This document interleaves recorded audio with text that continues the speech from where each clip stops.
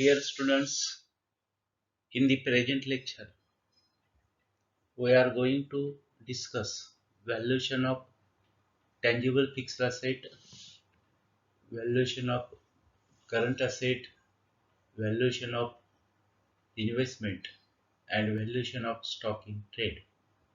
This is the last part of valuation.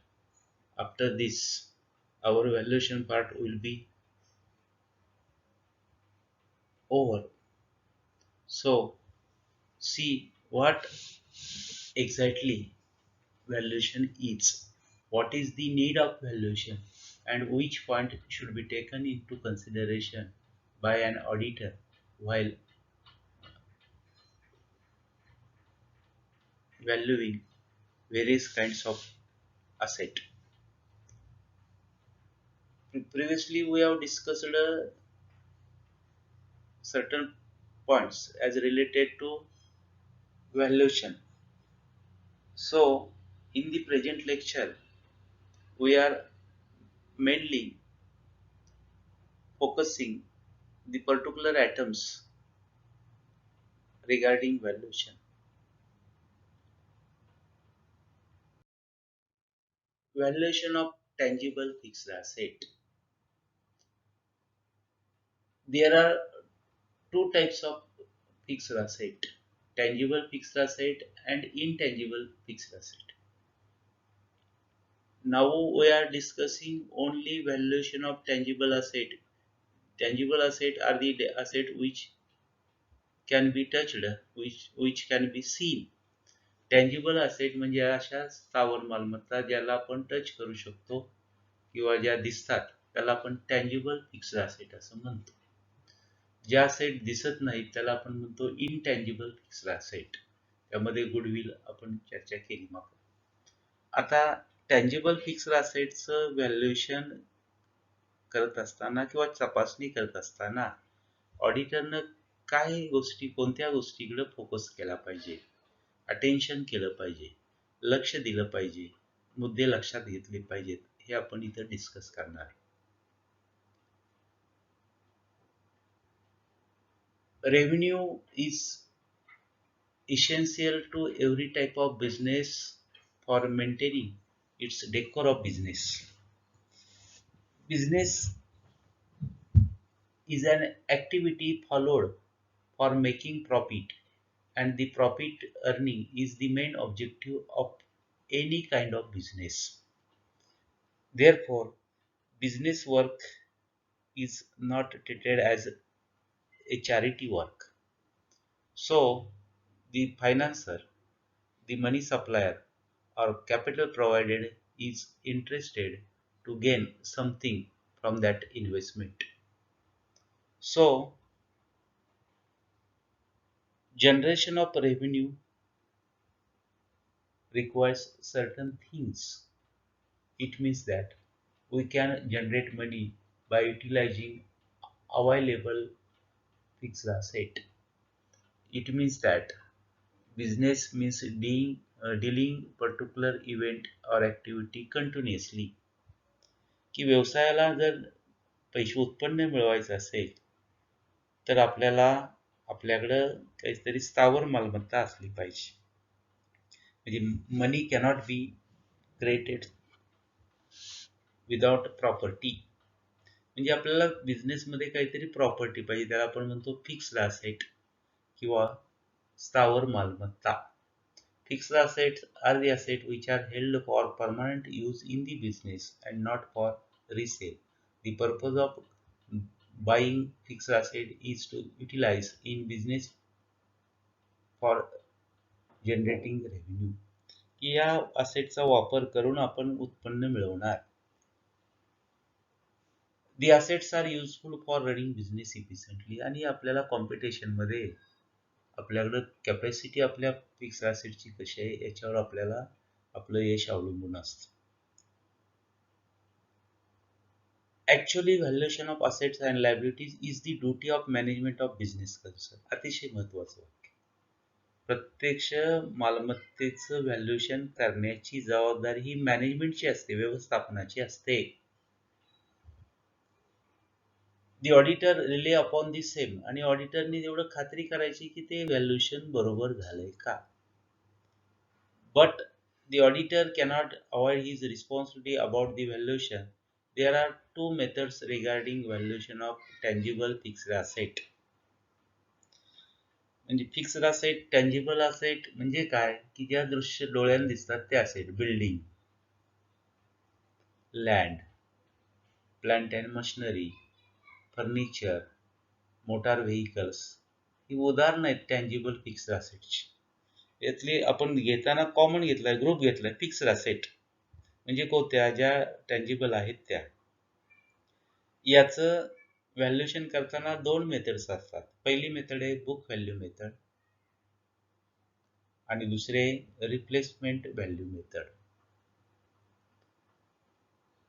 Book value method is a traditional method, ही जुनी पद्धत आहे book value method. Whereas replacement value method is modern trend. दोन method आहेत व्हॅल्युएशनच्या tangible fixed असेटच्या. त्यातली पहिली जी मेथड आहे बुक व्हॅल्यू मेथड ही ट्रेडिशन आहे, पारंपरिक आहे, आणि रिप्लेसमेंट व्हॅल्यू मेथड ही नवीन मेथड आहे. The auditor should take into account the following factors about the valuation of tangible fixed asset. आपल्याला सगळंच आता आपण पहिलं वाउचिंग, व्हेरिफिकेशन आणि व्हॅल्युएशन या तिन्हीमध्ये पण असा एक कॉमन फॅक्टर आहे की त्यामध्ये असं इंडिकेशन होते की वाउचिंग करताना ऑडिटरनी कोणते मुद्दे लक्षात घ्यावे, व्हेरिफिकेशन करताना ऑडिटरनी कोणते मुद्दे लक्षात घ्यावे, व्हॅल्युएशन करताना ऑडिटरनी कोणते मुद्दे लक्षात घ्यावे. मग ते इन्कम असेल, एक्सपेंडिचर असेल, म्हणजे वाउचिंगच्या बाबतीमध्ये, व्हेरिफिकेशनच्या बाबतीमध्ये, किंवा व्हॅल्युएशनच्या बाबतीमध्ये सुद्धा असेट असतील किंवा लायबिलिटीज असतील. बघा आता, the auditor should take into account the following factors about valuation of tangible. ऑडिटरनी पुढील मुद्दे लक्षात घेतले पाहिजे. पहिला मुद्दा, the book values, यालाच आपण म्हणतो historical cost, should continue to be used for the valuation of tangible asset. He generally वापरली जाते. It means value of tangible fixed asset should be shown according to accounting principles. Accounting principles are the principles which provide guidelines for maintaining accounts. त्यालाच आपण म्हणतो gap, generally accepted accounting principles. आता यामध्ये एक उदाहरण दिलेले पहा. A machine purchased and recorded, and after a certain period, that is 1 year, the cost of machine will be reduced by deduction of depreciation at a prescribed rate. एक machine खरेदी केली, machine खरेदी केल्यानंतर 1 वर्षानंतर आपण त्याच्यावर डिप्रिशिएशन, समजा machine 10 lakh रुपयाची खरेदी केली, वर्ष झालं, 10% डिप्रिशिएशन म्हटल्यानंतर त्याचं डिप्रिशिएशन किती वजा करणार, 10 लाखाच्या 10% 1 लाख, म्हणजे आता 1 वर्षानंतर मशीनची बुक व्हॅल्यू किती होणार, 9 lakh. Hence book values of asset are shown in the balance sheet. म्हणजे बॅलन्स शीटला पहिल्या वर्षी जर मशीन 10 लाख असेल तर दुसऱ्या वर्षी मशीन किती असणार, 9 लाख. आता जास्त झाले का, ऑडिटर पाहिल. Fixed asset should not be written off in balance sheet even though replacement value is higher than the book value. म्हणजे लक्षात ठेवा की फिक्स्ड असेटच्या खाली आपण कधी राईट ऑफ म्हणत नाही. इनटँजिबलच्या असेटच्या खाली आपण लिहितो राईट ऑफ, पण टँजिबल फिक्स्ड असेटच्या खाली आपण डिप्रिशिएशन लिहिणार, पण राईट ऑफ रक्कम असं लिहिणार नाही. The values of tangible fixed asset are to be recorded as per the going concern concept. Accountancy मध्ये आपण वेगवेगळे कन्सेप्ट शिकले, त्यातला एक कन्सेप्ट आहे going concern concept. Means going concern concept means the business is working forever. Continue business is the intention behind creation, formation or establishment of business is to not stop the activities of business or liquid the business. म्हणजे going concern म्हणजे काय, आपण business सुरू करताना बंद करायचा हा उद्देश ठेवतच नाही, चालूच ठेवायचा, या उद्देशाने आपण बिझनेस करू शकतो. आणि गोइंग कन्सर्न कन्सेप्ट हा बुक व्हॅल्यू मेथडला जास्त सुटेबल आहे. गोइंग कन्सर्न कन्सेप्ट हा बुक व्हॅल्यू मेथडला अतिशय सुटेबल असा कन्सेप्ट आहे. The auditor should see that the depreciation of fixed asset is calculated according to rules and regulations. हे rules असतात, regulation असतात. नंतर इन्कम टॅक्सच्या संदर्भात देखील काही रूल्स रेग्युलेशन्स असतात. इन्कम टॅक्स तर आपण त्या रूल्स अँड रेग्युलेशननुसार ते डिप्रिशिएशन कॅल्क्युलेट केलं पाहिजे. Depreciation is the reduction in the value of asset due to wear and tear in the business during a particular period of time. एखादी मालमत्ता वापर केल्यानंतर त्याची झीज होते असं यामध्ये ॲक्सेप्ट केलेले. त्यामुळे त्याचं लाईफ कमी होतं, त्याची युटिलिटी कमी होते, त्यामुळे त्याची बुक व्हॅल्यू कमी होते. Market fluctuation does not considered while using tangible fixed asset in the business for a long time. म्हणजे मार्केट फ्लक्च्युएशन असेल म्हणजे समजा आपली लँडची किंमत आहे 10 लाख आणि आता त्याच लँडची मार्केट किंमत बघितली तर 50 लाख. म्हणजे आपल्या लँडची किंमत आपण रेकॉर्डला लिहिताना 50 लाख नाही लिहिणार, बुक व्हॅल्यूच लिहिणार. किती लिहिणार? 10 लाख. हे लक्षात ठेवा. The auditor should see that the tangible fixed assets are valued from the viewpoint of their utility to the business. By considering the utility of the particular tangible fixed asset in the business, we can determine the life of that asset as well as the amount of depreciation required for it. Any additional amount set aside considering the change in the purchasing power money generally trend should be treated as capital reserve and should not be made available for distribution. की समजा आपण याच्यासाठी नवीन asset खरेदी करण्यासाठी काही रक्कम बाजूला काढून ठेवली असेल तर त्याला कॅपिटल रिझर्व असं म्हणणार. ते दुसऱ्या कामासाठी वापरणार नाही, ती नवीन असेट घेण्यासाठीच वापरणार म्हणजे काही वर्षांनंतर. There should be clear mention in the final accounts and report of directors that due to inflationary trade, current depreciation fund is not adequate and hence an additional amount is set aside for the replacement of asset. की आपण दरवर्षी डिप्रेशनची रक्कम calculate करतो आणि ती बाजूला डिप्रेशनची नफ्यातून रक्कम बाजूला करतो आणि परंतु डिप्रेशनची झालेली रक्कम समजा 5 लाख झाली आणि तशीच असेट खरेदी करायसाठी 10 लाख रुपये लागतात, तर अजून 5 लाख रुपये बाजूला काढून ठेवायचे. त्याला म्हणायचं कॅपिटल रिझर्व किंवा कॅपिटल फंड आणि तो आपल्याला नवीन असेट खरेदी करण्यासाठी उपयोगी पडेल. अशा रीतीनं valuation of tangible fixed asset कसं करणार हे आपण पाहिलं. आता व्हॅल्युएशन ऑफ इन्व्हेस्टमेंट्स. इन्व्हेस्टमेंट दोन प्रकारचे असतात, दोन नेचरचे असतात. पहा, the basis of valuation of investment would depend upon the purpose for which they are held. There are two types of investment, namely fixed investment and temporary investment. दोन प्रकारचे investment. Fixed investment म्हणजे long term investment, temporary investment म्हणजे 1 वर्षापर्यंतची investment. Fixed investment fixed asset आपण trade करू शकतो, temporary investment ही current asset आपण ट्रेड करू शकतो. While checking valuation of investments, the auditor should note the following factors. आता इन्व्हेस्टमेंटचं व्हॅल्युएशन केलेलं आहे ते पाहत असताना ऑडिटरनी कोणते मुद्दे लक्षात घेतले पाहिजेत. हेच आहे सगळ्या याच्यामध्ये, हाच भाग येतोय. प्रत्येक असेट असेल, ऑडिटरनी कोणते मुद्दे लक्षात घेतले. परीक्षेला पण असंच विचारणार की ऑडिटर कोणते मुद्दे या असेटच्या बाबतीत लक्षात घेईल, व्हॅल्युएशनला असेल, वाउचिंगला असेल किंवा व्हेरिफिकेशनला असेल.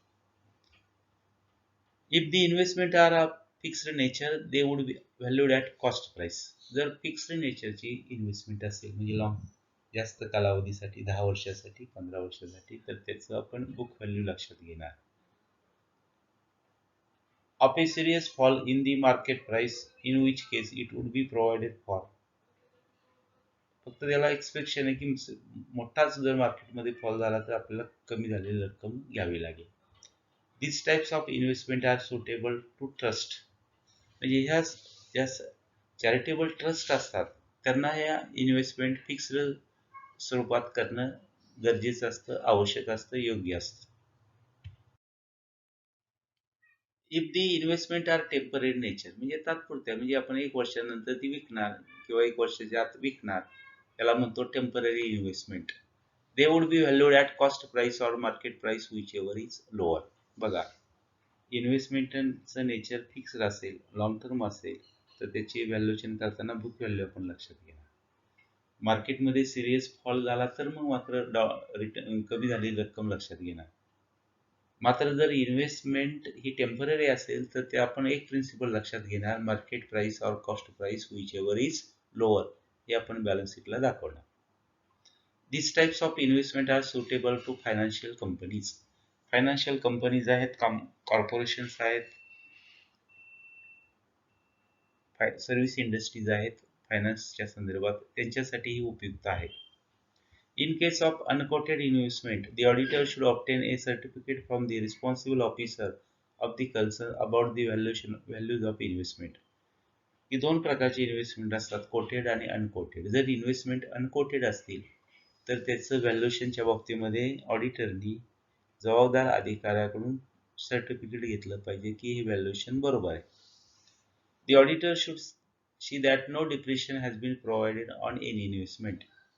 अतिशय महत्त्वाचं की इन्व्हेस्टमेंटवर आपल्याला डिप्रिशिएशन प्रोव्हाइड करता येत नाही. आपण इन्व्हेस्टमेंट राईट ऑफ करू शकतो पण डिप्रिशिएशन त्याच्यावर लिहू शकत नाही. याच्या विरुद्ध टँजिबल फिक्स्ड असेटवर आपण डिप्रिशिएशन लिहितो पण ते राईट ऑफ करू शकत नाही. हे कॉन्ट्रावर्स आहे.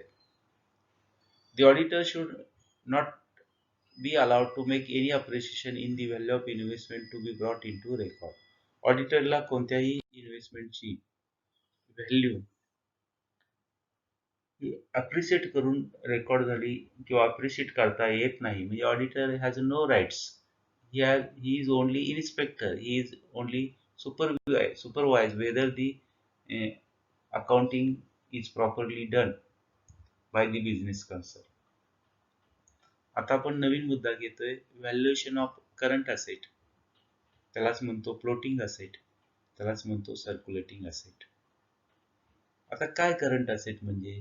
Current asset are the asset which can be converted into cash within A year. ज्या असेटचं एका वर्षाच्या आत पैशामध्ये रूपांतर करता येईल अशा असेटला आपण करंट असेट म्हणणार. कोणत्या करंट असेट आपल्याला माहित आहे, करंट लायबिलिटी कोणत्या आपल्याला माहित आहे, ते मी काय रिपीट करत नाही. Current asset are the asset which are produced or created in the normal course of business or which are purchased for resale. की करंट असेट म्हणजे ज्या नॉर्मल कोर्ससाठी आपल्याला उपयोगी असतात, नॉर्मल बिझनेस ॲक्टिव्हिटीसाठी उपयोगी असतात आणि त्याचा आपला पर्पज असतो रिसेल. फिक्स्ड असेटचा पर्पज रिसेल असत नाही, पण करंट असेटचा पर्पज असतो रिसेल, की आपण ही परत मार्केटमध्ये विकणार. Current asset are also known as circulating asset, floating asset. त्याला नाव आहेत, फ्लोटिंग असेट सुद्धा म्हणू शकतो, सर्क्युलेटिंग असेट सुद्धा म्हणू शकतो. करंट असेटचं आपण रूपांतर कॅशमध्ये करू शकतो. उदाहरण आहेत पास stock, debtors, bills receivable, stores, cash at bank are the examples of current asset. याला आपण करंट असेट म्हणणार. स्टॉक आपण विकतो वर्षाच्या आत, डेटर्सकडून पैसे उधारी माल कलेक्ट करतो, बिल्स रिसिवेबल, कॅश असतो तो ती करंटच असेट असते आणि बँक बॅलन्स सुद्धा करंट असेट असते. Current asset are asset which are acquired for resale. While checking the valuation of current asset, the auditor should see the following points. की current असेटचं valuation पाहत असताना ऑडिटरनी पुढील मुद्दे लक्षात घेतले पाहिजेत. Current asset are valued on the basis of their cost price or market price whichever is lower on the date of balance sheet. की ज्या स्टॉक शिल्लक आहे किंवा जी करंट असेट आहे बॅलन्स शीटच्या तारखेला त्याचं व्हॅल्युएशन आपण अकाउंटन्सी प्रिन्सिपलप्रमाणे झालंय का हे ऑडिटर चेक करणार. करंट असेटचं व्हॅल्युएशन करताना काय प्रिन्सिपल आहे की market price or cost price whichever is lower हे बॅलन्स शीटला दाखवणार. The mode of valuation of current asset is based on accountancy convention of conservatism. की या व्हॅल्युएशनला कन्झर्व्हॅटिझम हे आपण कन्व्हेन्शन वापरणार. Accounting principles are classified into 4 categories. Accounting प्रिन्सिपलची 4 category. त्यामध्ये पहिली category accounting concept, accounting conventions, accounting systems आणि अकाउंटिंग स्टँडर्ड्स. त्यामध्ये आपण पाहिलं की फिक्स्ड असेटच्या बाबतीमध्ये आपण असं म्हटलं की गोईंग कन्सर्न कन्सेप्ट उपयोगी आहे. करंट असेटच्या व्हॅल्युएशनच्या बाबतीमध्ये म्हणणार कुठलं कन्व्हेन्शन उपयोगी आहे, कन्झर्व्हेटिझम कन्व्हेन्शन उपयुक्त आहे. According to conservatism convention, anticipate losses are considered but anticipated profits are not to be considered. हे कन्व्हेन्शन काय सांगतं? कन्झर्व्हेटिझम प्रिन्सिपल असं सांगतं की आपण व्हॅल्युएशन करत असताना किंवा या प्रिन्सिपल प्रमाणे भविष्यात एखादा लॉस होणार ते आपण लक्षात घेऊ शकतो, पण भविष्यात फायदा होईल हे लक्षात घ्यायचं नाही. For checking valuation of current asset, the auditor should be alert because there is a high chance of manipulation of accounts. की ऑडिटिंगचा उद्देश आहे की फ्रॉड एरर्स शोधणे किंवा फ्रॉड जर समजा मॅनिप्युलेशन म्हणजे ह्या स्वरूपात झालं, manipulation in the books of accounts म्हणजे अकाउंट रायटिंग चुकीचं पर्पजली केलं असेल तर त्याला म्हणतो मॅनिप्युलेशन ऑफ अकाउंट्स. तर इथं फ्रॉड होऊ शकतो, अकाउंट्स मॅनिप्युलेट केली जाऊ शकतात. त्यामुळं ऑडिटरनी करंट असेट्सचं व्हॅल्युएशन चेक करत असताना अलर्ट असलं पाहिजे. आता एक माहितीसाठी एक टेबल गेला आहे, हा जनरल उपयोगी आहे, कुठेही उपयोगी आहे आणि कायम उपयोगी आहे. काय दिलं आहे की त्या असेटचं नाव दिले आणि त्याचं कोणत्या बेसिसवर व्हॅल्युएशन होईल हे दिलेलं आहे. पहा आपण serial number, classification of current asset, current असेटची विभागणी केली आपण, कसं व्हॅल्युएशन त्यांचं झालं पाहिजे. बघा, कॅश अँड बँक बॅलन्स, की आपल्याकडे रोख पैसे आहेत किंवा बँकेत पैसे, त्याचं व्हॅल्युएशन कसं होणार? Actual amount. समजा आपल्याकडे 100 रुपये तर त्याचं व्हॅल्युएशन 100च. बँकेमध्ये आपले 1 लाख आहे तर त्याचं व्हॅल्युएशन किती? 1 lakh. Debtors and bills receivable, दुसरी करंट असेट, याचं काय रिलायजेबल व्हॅल्यूवर होईल. म्हणजे काय की समजा आपण उधारीवर माल विकलाय 10 लाख रुपयाचा आणि आपल्याला सगळं झालं आणि उधारी फक्त मिळाली 8 लाख, 2 लाख नाहीच मिळाले, बॅड डेट्स झाले, तर त्याची रिलायजेबल व्हॅल्यू किती झाली? 8 lakh. Stock of raw material, work in progress and stores, अतिशय महत्वाचं, कच्चा माल, अर्धक म्हणजे वर्क इन प्रोसेस, आणि याचं व्हॅल्युएशन करत असताना कॉस्ट प्राइसनं झालं पाहिजे. मात्र स्टॉक ऑफ फिनिश्ड गुड्स किंवा शॉर्ट टर्म इन्व्हेस्टमेंट किंवा बेरर सिक्युरिटीज म्हणजे फिनिश्ड गुड्सचं मात्र इथं बदललेलं आहे. फिनिश्ड गुड्स म्हणजे तयार माल, कच्चा माल, अर्धपक्का माल याला कॉस्ट प्राइस, पण फिनिश्ड गुड्सला काय? कॉस्ट प्राइस और market price whichever is lower, या पद्धतीनं व्हॅल्युएशन झालं पाहिजे. प्रिपेड एक्सपेन्सेसला काय? प्रिपेड एक्सपेन्सेसला ही करंटच असेट आहे, बुक व्हॅल्यू. अशा रीतीनं आपण व्हॅल्युएशन कसं वेगवेगळ्या करंट असेट्सचं करणार हा टेबल पाहिला. आता पुढचा part, valuation of stock in trade. आता स्टॉक आपल्या व्यवसायामध्ये आहे त्याचं व्हॅल्युएशन कसं केलं पाहिजे, हे वरती इनडायरेक्टली आले, आता त्या डायरेक्टली इथे येणार. Stock in trade is a floating asset and it is purchased for resale. की आपण माल खरेदी करतो ते विकण्यासाठीच, हे फ्लोटिंग आहे किंवा सर्क्युलेटिंग आहे, म्हणून त्याला करंट असेट असं म्हणतो. In case of valuation of stock in trade, the auditor should remember the following points. Auditor should pay attention to the following points. Auditor should consider the following points. Auditor should focus the following points. असं काही पण लिहू शकतो आपण. त्यातून indication काय की ऑडिटरनी कोणते मुद्दे लक्षात घ्यायचे, कशासाठी? Valuation of stock in trade. पहा, स्टॉक इन ट्रेड, आता इथे स्टॉक इन ट्रेड म्हणजे कुठला स्टॉक समजलाय आपण? Finished goods.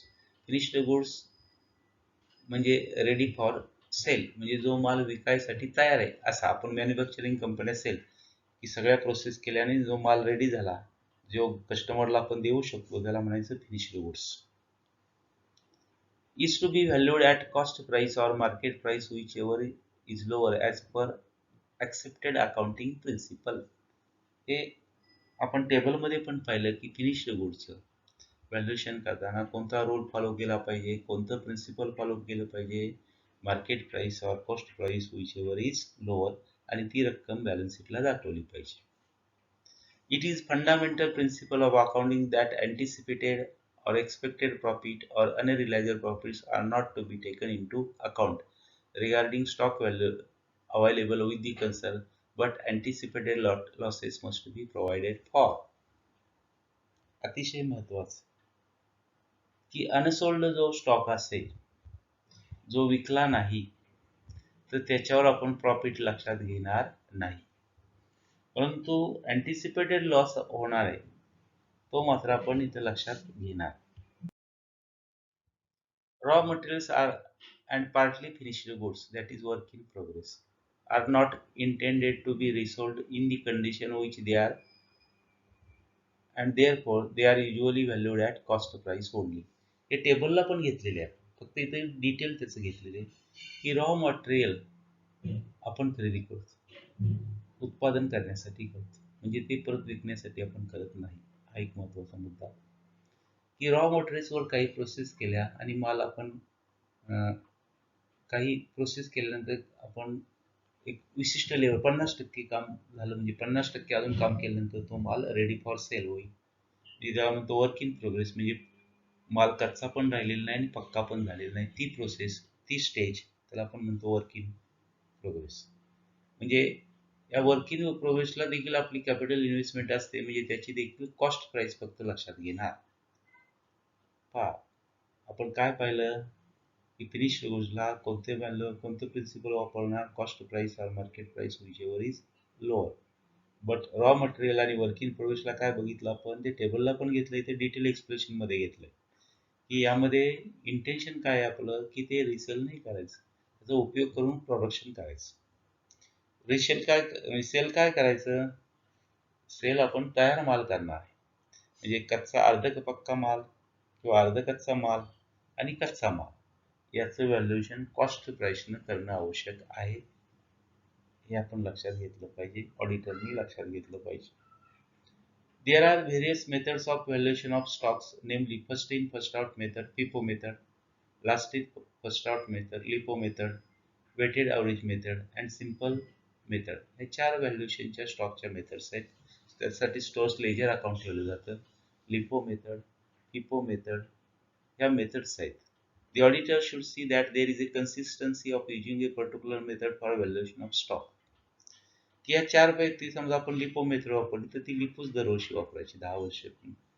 काय जे काय पट यावर्षी लिपो, पुढच्या वर्षी फिफो, त्याच्या असं चालणार नाही. कन्सिस्टन्सी पाहिजे, म्हणजे सातत्य पाहिजे. तुम्ही एक अडॉप्ट करा, एक स्वीकारा आणि त्या पद्धतीने करा. समजा लिपो स्वीकारली तर लिपो प्रमाणेच तुमचं कंटिन्युअस व्हॅल्युएशन सगळ्या आयटमचं झालं पाहिजे. हा त्यातला महत्त्वाचा मुद्दा आहे. अशा रीतीनं we have discussed the valuation of tangible fixed asset, valuation of current or floating assets, valuation of investment and valuation of stock in trade. Definitely याच्यावर क्वेश्चन असणार. या चारही पण बाबी अतिशय महत्त्वाच्या आहेत, जे आपल्या अकाउंटन्सी नॉलेजमध्ये त्याचप्रमाणे ऑडिटिंगच्या नॉलेजमध्ये भर घालतील, आणि या बाबी आपण इथं डिस्कस केल्या. आता एक लक्षात गेलं असेल की मेजर कंपोनंट आता आपला ऑडिटचा संपत आलेला आहे. यामध्ये तुम्हाला समजायला काय अवघड आहे हे माझ्या लक्षात आलेलं आहे किंवा येतं की तुम्हाला व्हाउचिंग व्हेरिफिकेशनवर जास्त फोकस करावा लागेल, त्याचा जास्त अभ्यास करावा लागेल, कन्सेप्ट व्यवस्थित समजून घ्यावी लागतील. पहिला जो भाग आहे auditing, objectives, advantages, principles, concept, internal check, हा समजण्यासारखा आहे. परंतु नेमकं व्हाउचिंग म्हणजे काय, नेमकं व्हेरिफिकेशन म्हणजे काय आणि व्हॅल्युएशन म्हणजे काय, हे महत्त्वाचं आपल्याला लक्षात आलं पाहिजे. आणि मग त्याचा आपल्याला ॲडिशनल तुम्ही त्याचा अभ्यास केला पाहिजे, रेफरन्सेस पाहिले पाहिजेत, वेबसाईट्स पाहिल्या पाहिजेत, त्याचं रिकॉलिंग केलं पाहिजे, त्याचं स्मरण केलं पाहिजे, त्याची परत परत आठवण केली पाहिजे, तरच आपल्या विषयाला पास होणं सोपं जाईल. अन्यथा if you are negligence, the result will get in that form. आपण जर निग्लिजन्स या विषयाला दाखवला तर रिझल्ट त्या पद्धतीने येईल टेक्निकल सब्जेक्ट आहे. त्यामुळं कन्सेप्ट क्लिअर झाल्याशिवाय बरोबर उत्तर लिहिता येणार नाही. त्यामुळं आपण याच्यावर याचा इतर विषयापेक्षा याचा जास्त अभ्यास केला पाहिजे. आता इथं आज आपण काय संपवलं? व्हॅल्युएशन. आता पुढचा जो पार्ट मी घेणार आहे, तो नवीन पार्ट घेणार आहे, इन्व्हेस्टिगेशन. म्हणजे पुढच्या लेक्चरला आपण घेणार आहे इन्व्हेस्टिगेशन, नवीन पार्ट. आता इथपर्यंत आपलं व्हॅल्युएशन संपलेलं आहे. In this way I am concluding my speech here. Thank you for patiently listening.